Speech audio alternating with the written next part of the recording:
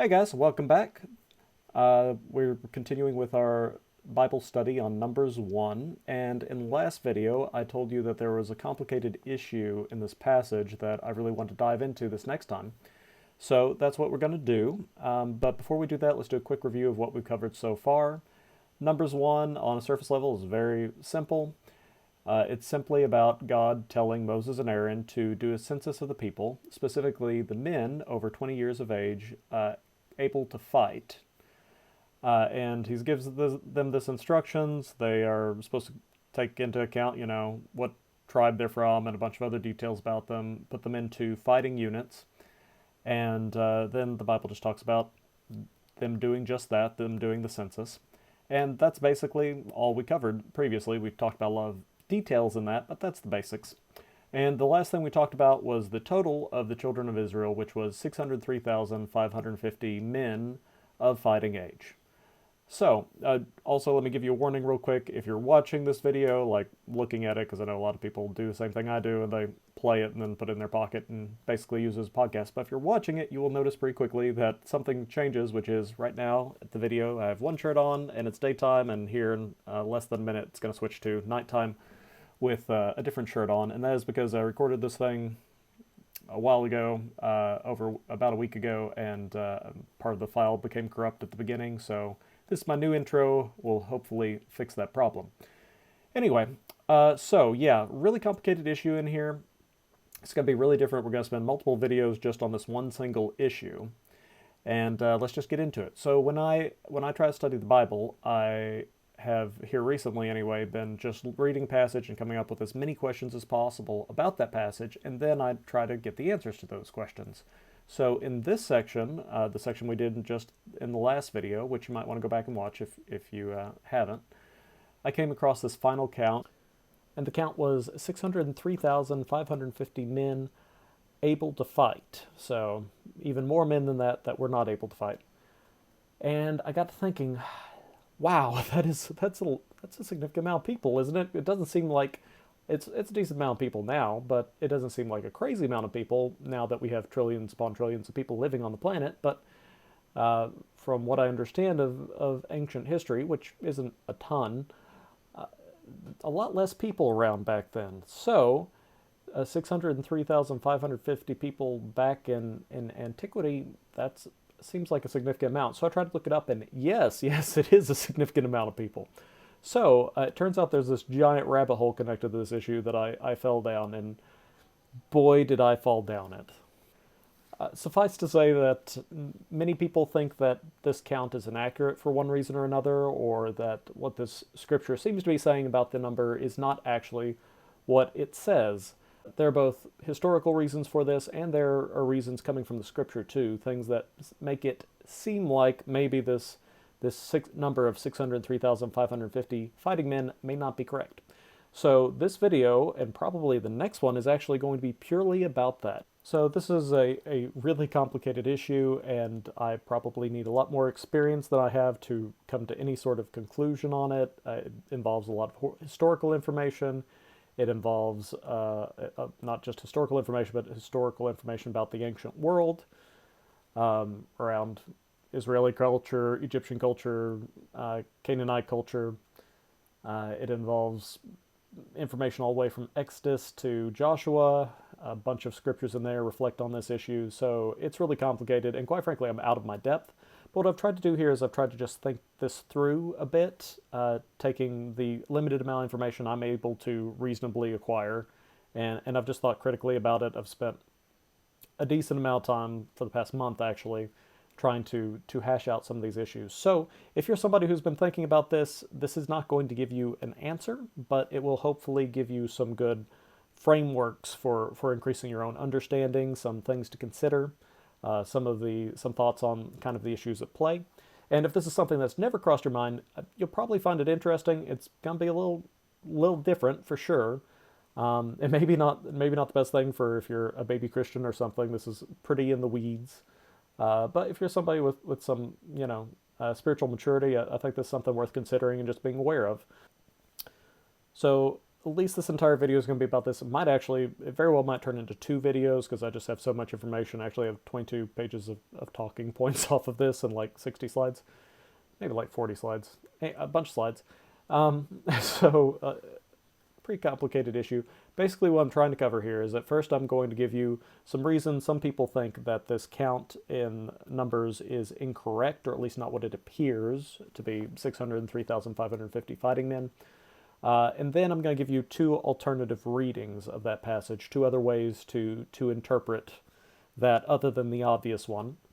And I'm going to talk about the pros and cons of those issues, kind of explain why those might be correct, and then explain why they might not be correct. Then after explaining some of the alternative theories, I'm going to try to make a case for why the obvious reading of the text might be the correct one. So let's start talking about some of the reasons people think this reading of 603,550 fighting men of Israel might be wrong. If you're looking at the screen, it says reasons millions of Israelites may be wrong. So you might be going, millions, where you're talking about millions. Well, if you're talking about 603,550 fighting men, that means that's just the men. In fact, that's not all the men. There are lots of men that are not able to fight, no doubt. I don't know how many that would exclude, but presumably a lot of the elderly. I'm sure some handicapped people in there, maybe other people who couldn't fight for some reason or another. And then there are the people that are not old enough to fight, because that only included people who are above the age of 20. So there are quite a few of those people, no doubt. And of course, you're forgetting about all of the women. So, you can say easily, obviously with just the women, you can double the number, 603,550. So then you're up to 120,000 something. Plus adding in all the children. Remember, God was blessing. It says God greatly increased Israel, so they're probably reproducing at a higher rate than normal, so we can expect quite a few kids there. So I don't know how much exactly that will get you up to, but it's going to increase it significantly. So the estimates on this vary quite a bit, but I've seen numbers from almost everybody says at least 2 million people in the children of Israel, and I've seen as high as 3.4 million.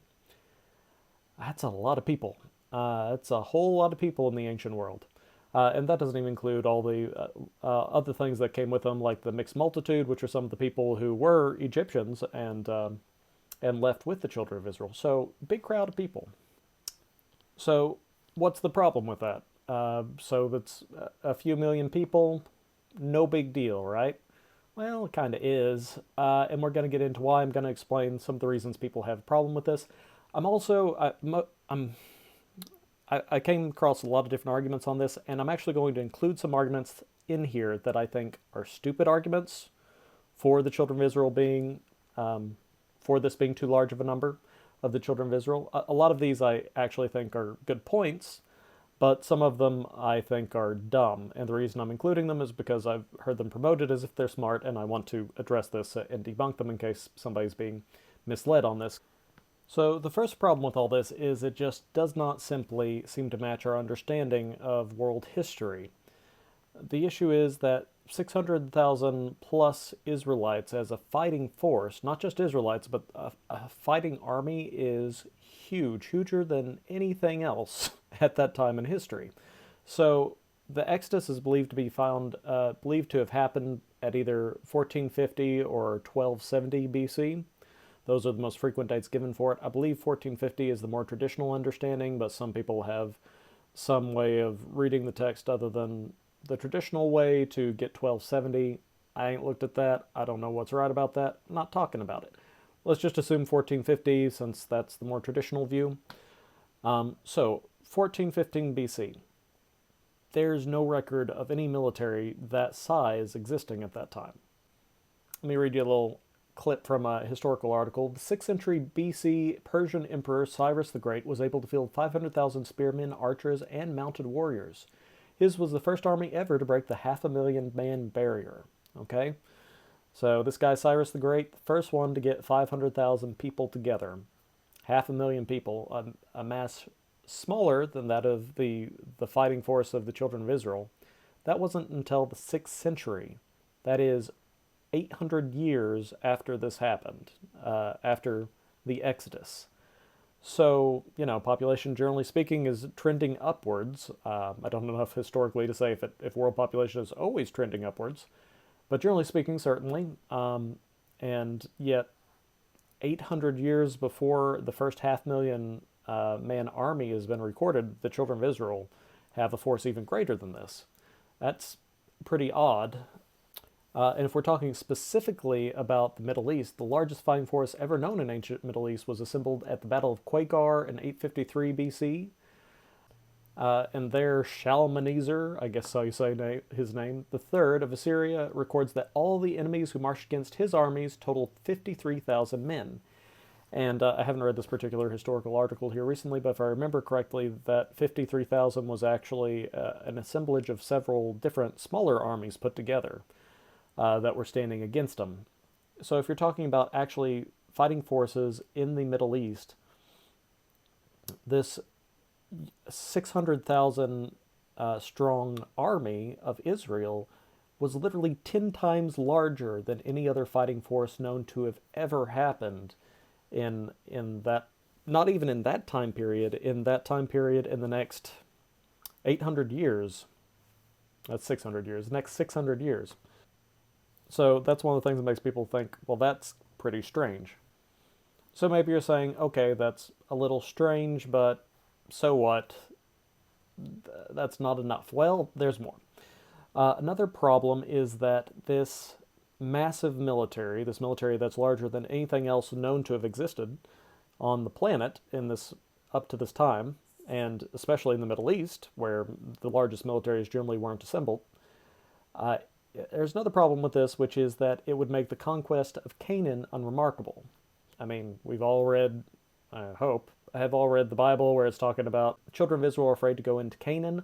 Why are they afraid to go into Canaan? Because those people scary. They're a scary group. And you always get the feeling that they're the underdog, right? That they aren't able to stand up against the opposition. But now keep this in mind with the idea that they are the largest military in world history up till this point, and for another 800 years following. That's kind of changes things a bit. So a lot of these towns, ancient civilizations that were in ancient Canaan, a lot of the towns are not still standing, but there are remnants of them still standing. They can find enough to see the basic foundations of the city and where things were at. So because of this, they have actually been able to find a lot of the places that existed at the time of the Exodus and are able to estimate the sizes of the people who could live in there. So the largest city in all of Canaan is Hazor. And Hazor, as best as they can tell, would be a city that could support about 20,000 to at maximum about 40,000 people. So 20,000 to 40,000 people, let's say as many as the men that can possibly fight are going to be part of the military. Let's say that's 20,000 men. We'll say 3/4 of them can fight. That's 15,000 fighting men from Hazor versus 603,550 men of Israel who are able to fight. Those are good odds. It's pretty good odds, right? So rather than so the idea here, the challenge is that rather than this impression we get from the Bible that Israel is the underdog or is really threatened by Canaan, it makes it seem like they could just steamroll them and need no help from God because they outnumber them 10 to 1. More than 10 to 1. So we all know the story of Jericho. Jericho has these big scary walls. You can't get past those big scary walls. That's a problem, right? Well, we know where Jericho is, and yes, they had walls which would have been a extreme help to them in defense, no doubt. But the city of Jericho, I've got a bug trying to attack me. But the city of Jericho is not that big. In fact, it's about the size of 2 Walmart supercenters, which aren't small, but they aren't super large either. They've done estimates on how many people they think could have lived in Jericho, and I've seen figures from 3,000 to 30,000. Now, how come they can't dial it in more than that, I don't know. Also, I'm a little curious how you managed to fit 30,000 people in 2 Walmart supercenters, though I have felt at times like there are about 30,000 people in a single Walmart supercenter. But anyway, obviously the cities are built vertically somewhat too, so that helps quite a bit. They might be talking a little bit about the surrounding area as well. But regardless, if you're talking about 3,000 to 30,000 people in a city of the size of two Walmart supercenters versus 600 and 3,550 Israelite warriors, well, if you just take 600, 3,550 people and do like mosh pit, have them standing basically shoulder to shoulder, then you end up having a quarter, let's see, picture a square mile. It's not a square mile, but it's 1/3 of a square mile, which is a pretty significant volume of people. It would be if you were standing on top of the Walmart supercenters as far as you can see in every direction, unless it's really flat. So, basically picture the entire population of Little Rock surrounding two Walmart supercenters. And this is the most Arkansan metaphor one could possibly imagine. But yeah, if you picture that and you're kind of like, it doesn't seem like that's much of a challenge, right? If you saw World War Z, or even if you just saw the trailer for World War Z, they have that scene where that's actually set in Israel. If you watch the movie, and to fend off the fast moving zombies, they managed to put a wall around Israel, and the zombies are just climbing on one another and trying to get like 60 feet high, just climbing on one another until they can get over the top. And yeah, it's kind of like that. Like, you have so many people, you could literally do that. Wouldn't be a lot of fun for the person on the bottom, but you could do it. So it's kind of like, that changes my perception of that particular battle. So a couple other little issues that just seem to suggest maybe the number was lower than the 600,000 figure. And these are pretty much logistical. So the Quartermaster General, at least I found this quote going around a lot online. I did not have time to trace it down to the original source. In fact, that's the case on pretty much all this stuff. I've spent as much time as I could reasonably spend on this, maybe more than I could reasonably spend on it. And it's such a complicated issue. There were just a bunch of things I had to let go at some point and say, man, I wish I had time to, for instance, find the original source of this quote to see if it's actually true. And I just had to go, I don't have time. We're just going to run with it. And as that case in a lot of stuff, I kept on chasing down rabbit trails, and I just had to call it a day at some point so I could go forward with this. But anyway, so this quote is supposedly from the Quartermaster General, and it says a force of this size, it would take 1,500 tons of food, 4,000 tons of wood as fuel, and 11 million gallons of water each day to supply the basic needs of this amount of people coming out of Israel. Now, whether or not this actual quote is from the Quartermaster General, you get the idea. It would take just a ton of resources to supply this amount of people, and here they are wandering in the wilderness. That doesn't seem very plausible. Now, if you have objections to this, remember I am including some intentionally bad arguments in this for the sake of debunking them later. But nonetheless, it is a valid point that it would take a whole lot of resources to keep these people alive. And the next thing is a funny little logistical thing is actually the bathroom rules.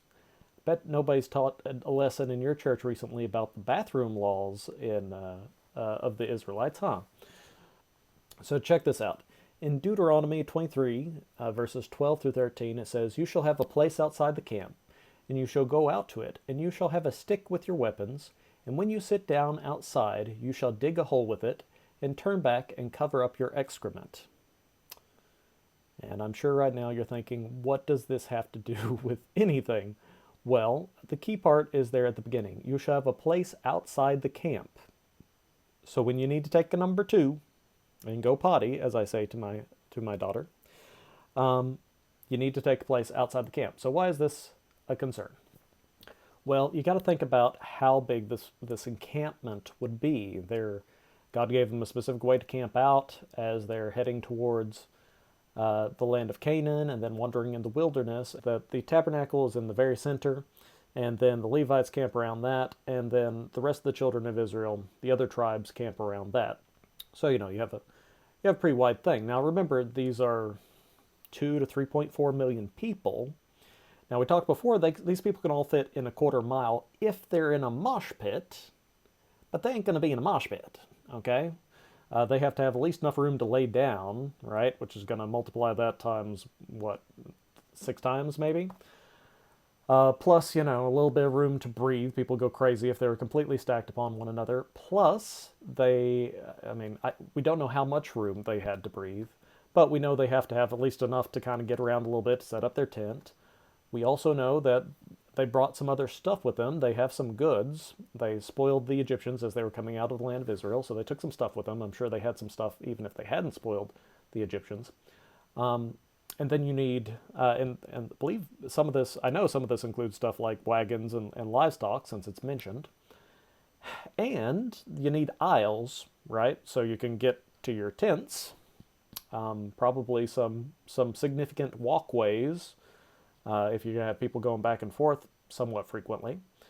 So how you figure out exactly how much space people are taking, I don't know. But if you were to calculate about 1,000 square feet for per family, which I think is too much, but if you're going to say, that's really hard to tell because you got to have the space for the people and the stuff and the livestock and the aisles, so really hard to tell. But if you were to do 1,000 square feet per family, then you're talking about a area which is 5.5 miles wide, which is pretty big, pretty stinking big. If you're talking about 5 square miles, and you need to go outside the camp every time you need to poop, that means if you happen to be one of the unfortunate ones who's on the innermost part of the camp, when it's time to use the restroom, you have to travel 2.5 miles to get all the way to a place where you can use the potty. That's a long haul. Heaven help us if you have an emergency. So I don't know if it strictly means that wouldn't work, but I feel like you might actually have more excrements being spread around in areas you don't want them using that system than if you just let people poop around their tents. So maybe there's some solution for this, but I'm not sure what it would be. So yeah, kind of interesting argument. Even if you're talking about, a significantly smaller camp, if that's too much, I really don't think you're going to get between 2 or 3 square miles, which is still huge. So if you're talking about something that big, you're still talking about probably a mile to hike out if you're on the innermost part. Don't know if I could do it. Better have a regular system. That's all I have to say. Eat your prunes. Time it out right. Oh, can you imagine having little kids trying to potty train in that? Oh, heaven help us. So I can hear some of you saying, who cares about any of this stuff? Let God be true and every man a liar. And yes, absolutely. That's true. But there's, other stuff actually in the Bible that seems to indicate that this doesn't seem to compute real well.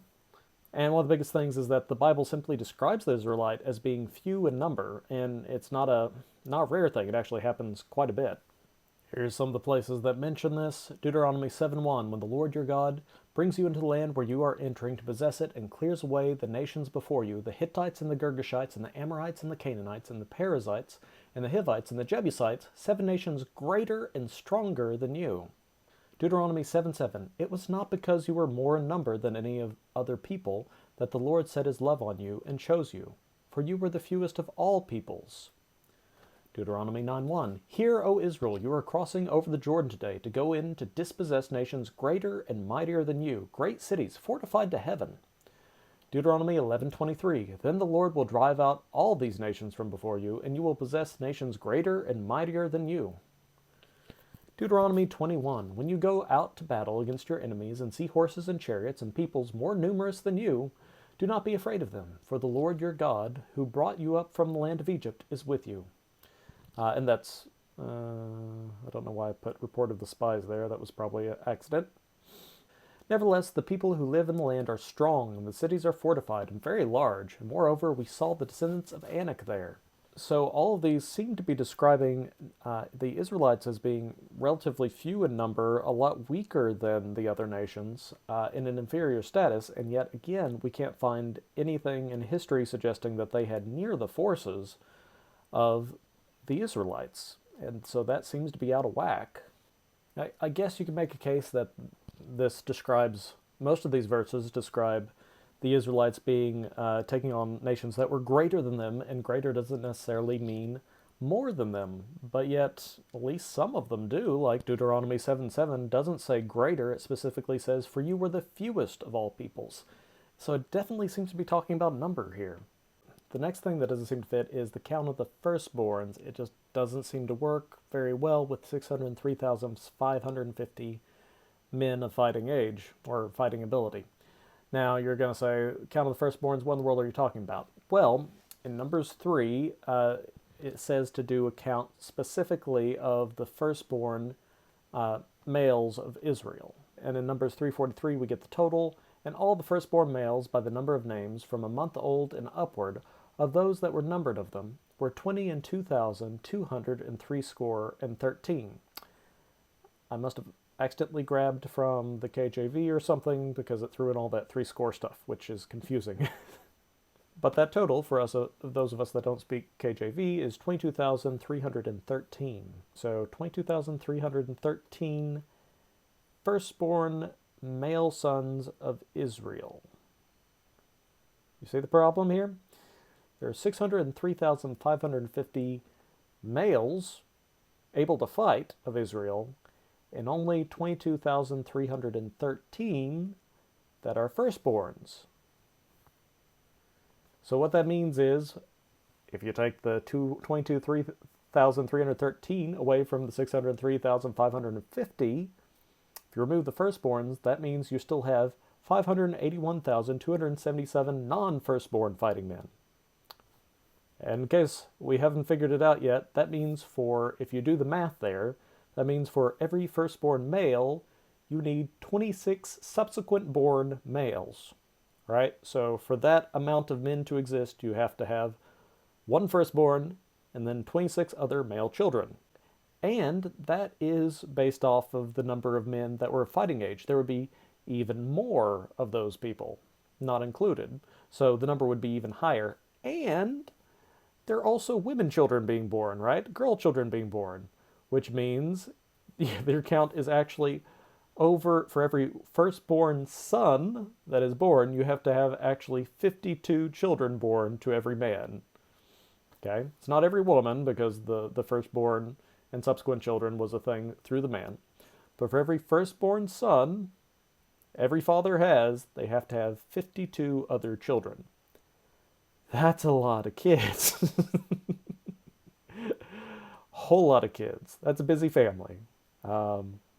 Busy family. And actually more than 52, because again, this doesn't take into account all the men who are not of fighting ability, so how much that would increase it, I have no idea. So that seems weird. Doesn't seem to fit real well. So you remember, so a possible explanation for this is coming back to that idea that we've discussed in previous videos of the bayeth, or the ab-bayeth, the father's houses.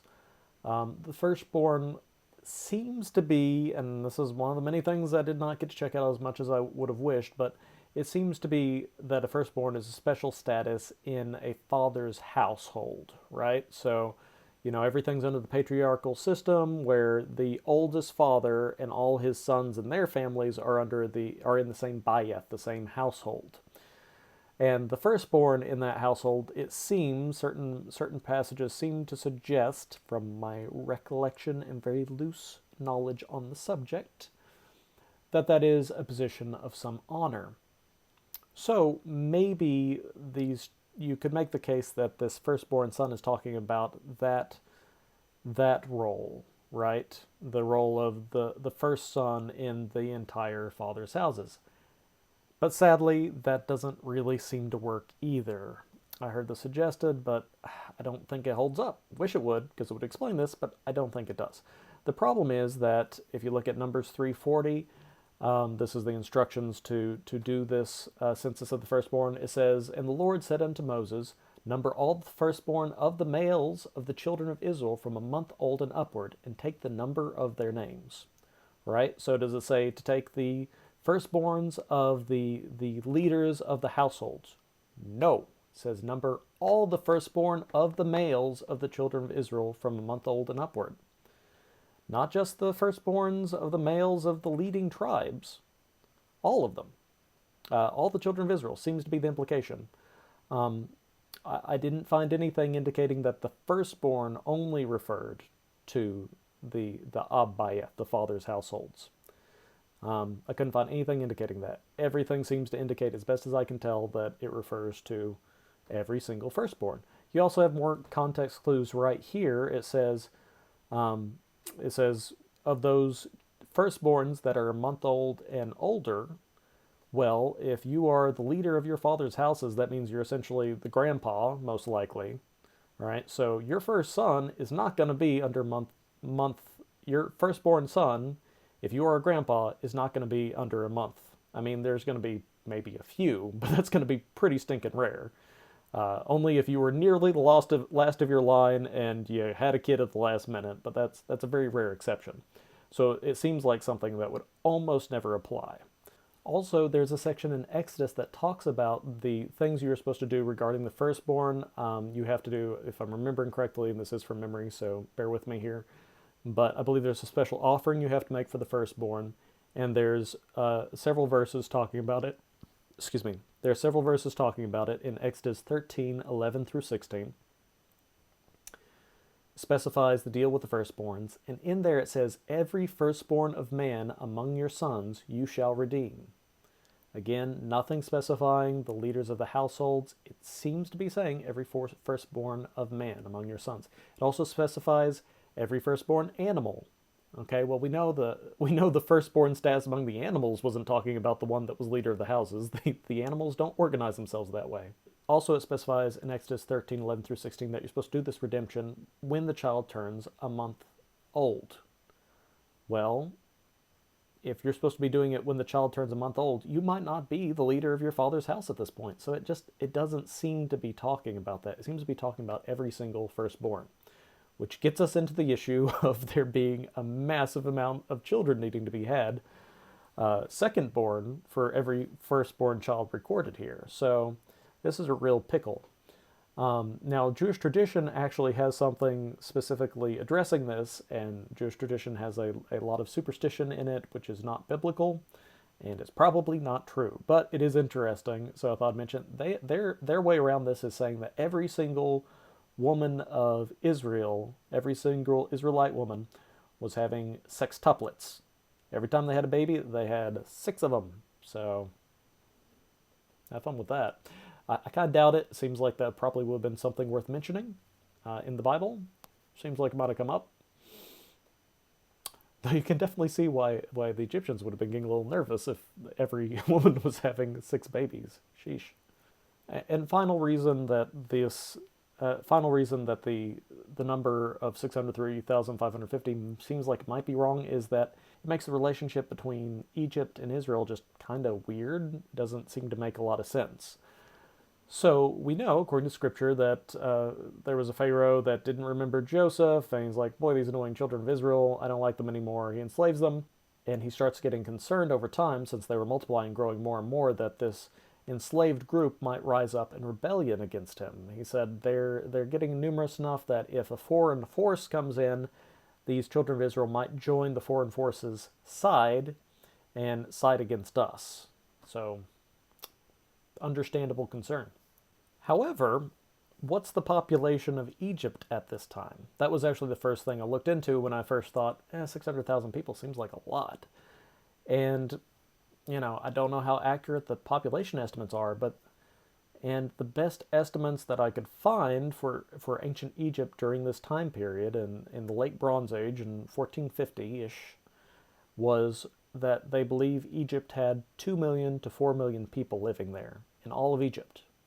So if you're talking 2 million to 4 million Egyptians, and 2 million to 3.5 million children of Israel, that means if you take the low end of the Egyptian estimate and the high end of the children of Israel estimate, you have there being more children of Israel in Egypt than there are Egyptians. So yes, Pharaoh, I think you have a concern about the children of Israel taking over. So even if you use the opposite, if you use the high-end estimate on Egyptians and low-end estimate on children of Israel, you have 4 million Egyptians, or 4 million people living there total, I should say, and 2 million Israelites, then you're still talking about the Israelites being half the population. That's pretty significant. How do you enslave people when there's as many of them as there are of you? So I actually looked up statistics on slavery in the South just as like comparisons. So in 1860, when the Civil War happened, in the South there were 3 times as many non-slaves as there were slaves. That's significantly different than a half and half, 1-to-1 ratio of enslaved people to unenslaved people. So that seems a bit strange. Wait, what time is it? Oh, for Pete's sake, how's it already 9:11? How's it already an hour in?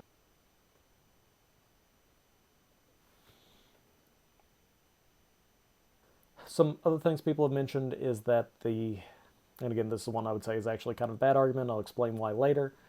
But they mentioned that when the children of Israel are running away from the Egyptians, Pharaoh sends 600 of his chariots pursuing them, and they're saying, and some people have said, why is 600 chariots a big deal when there are 600,000 warrior men among the Israelites?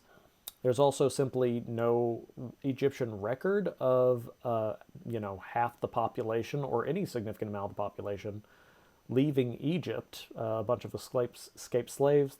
There's no record of that. It seems like something worth mentioning. And there's also no archaeological evidence of the children of Israel wandering around the wilderness for 40 years. So these are some things people mention as being possible problems for this as well. I cannot believe it's been an hour.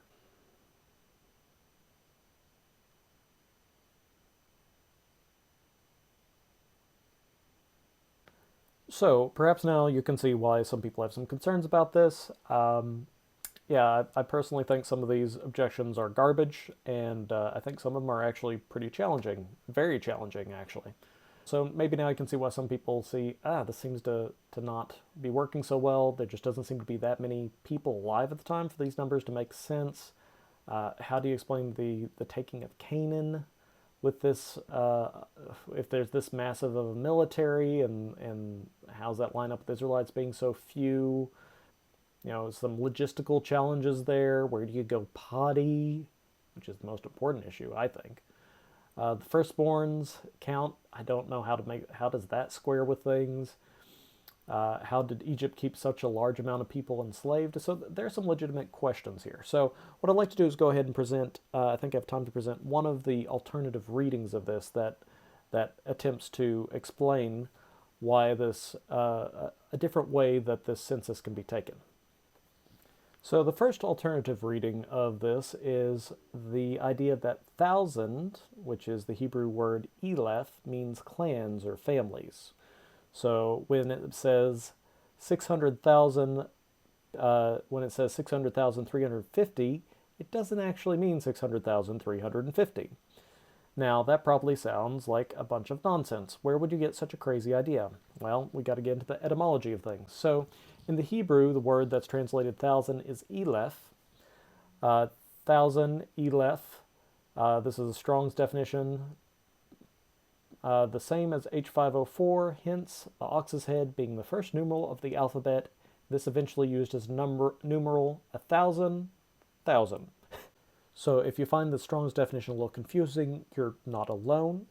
You see that the only proper words it gives as translation for this are hence and thousand. So you might notice that clans and families are not here.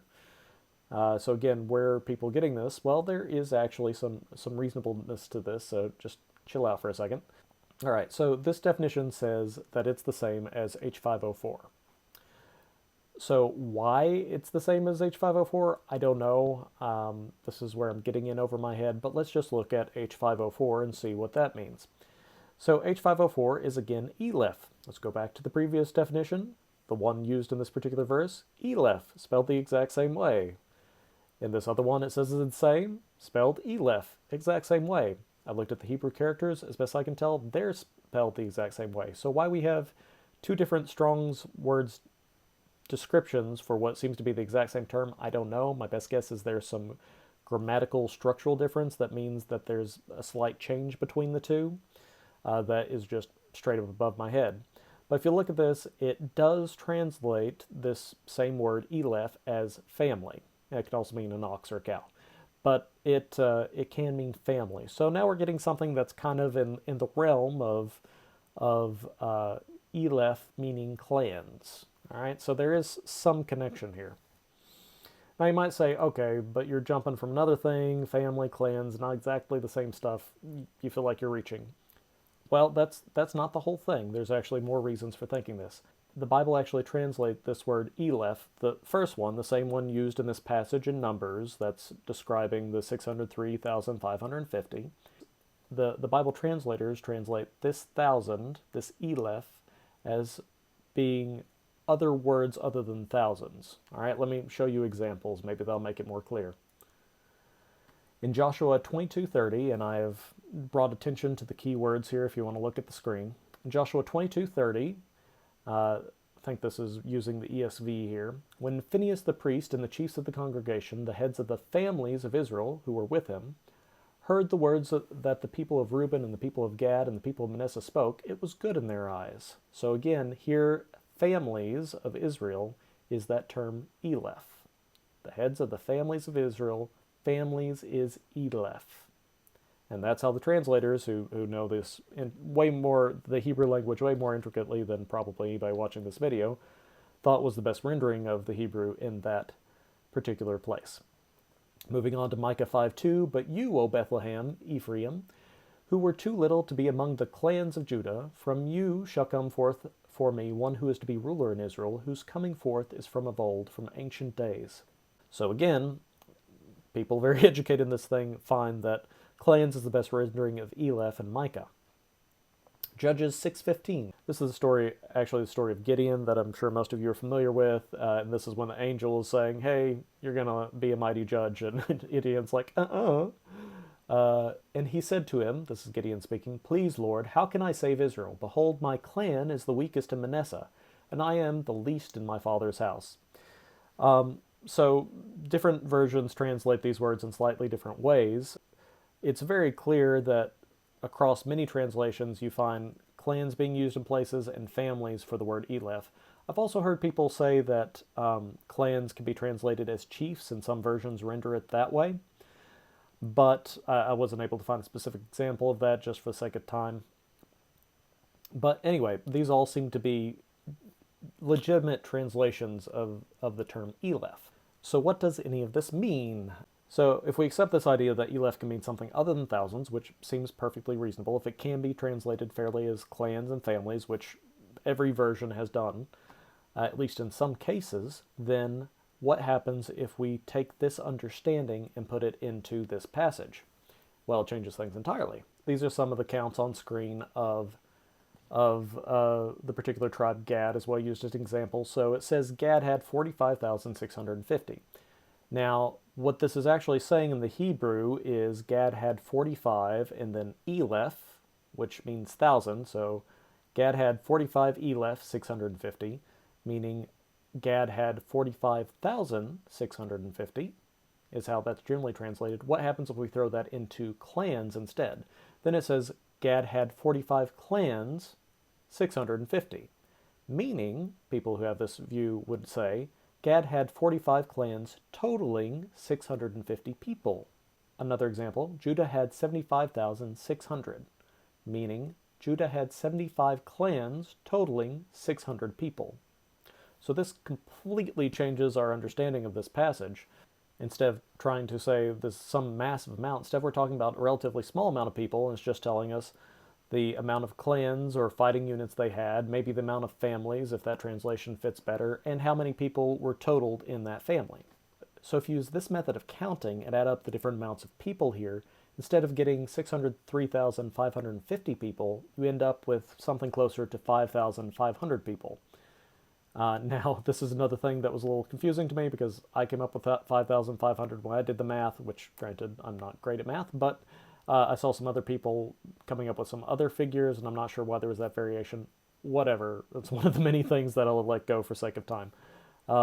But about 5,500 people. You throw in the Levites too, you're probably close to 6,000. Massively different and than 603,550. Now, there is a problem that the people who are advocates of this theory will point out themselves, and that is that there are several passages that reference there being about 600,000 people coming out of Egypt. For instance, Exodus 12:37, and the people of Israel journeyed from Ramses to Succoth, about 600,000 men on foot, besides women and children. So they're perfectly fine with this, and they have an explanation for it. They would say, okay, same thing. Let's throw clans in there instead of families. If you do that, instead of getting 600,000 people, you get 600 clans or 600 families. It's talking about how many units of people are coming out. It's saying just about that amount, which lines up perfectly well with the count we get with the individual tribes. So this does a pretty good job of explaining the number issues that seem to be historically amiss between the Bible and our current understanding of history. 6,000 fighting men would be enough to be a concern to the Egyptians, but not so much to be able to completely dominate and take over the Egyptians. It would be enough that if you were coming to the land of Canaan, you would be absolutely terrified of the many people that live there. In that case, a town of 20,000 people is a massive threat, an unconquerable threat just about. So there you have it. Perfectly simple, all solved, everything is bueno. 1,000 simply means clans or families, and now everything is perfect and makes sense. Yay, we've solved it. If that's what you're thinking right now, oh, my sweet summer child, you are so wrong. There are many reasons to be skeptical of this view, to put it mildly, and I was planning on talking about them, and a lot more, but I have found that I've been talking for, in my time, nearly an hour and a half now. Granted, most of that will be edited out, but still, this is a decent chunk, so I think this is probably a good place to end it. Appreciate your patience. Hope you guys are enjoying this. I will definitely be picking this up, and we're going to talk about the problems with this theory, another completely alternative reading of this, and we have views of why this exact count might be fine. That's coming up, so if I've been discouraging to you, I'm not trying to be. I was just trying to present the case as best possible, and I ran out of time. So forgive me for that. I hope you'll come around for the next one, and I guess I'll see you then.